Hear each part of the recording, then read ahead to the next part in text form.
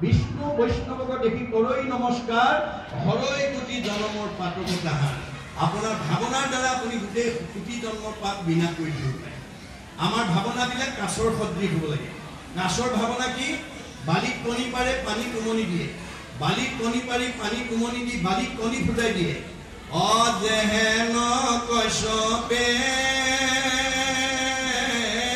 दरे दिब पारि अजल माजे फुकारय एहि मते खन्ते বিষয়তে থাকি সদায়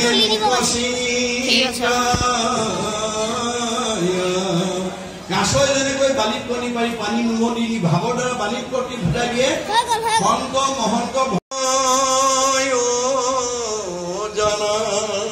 যে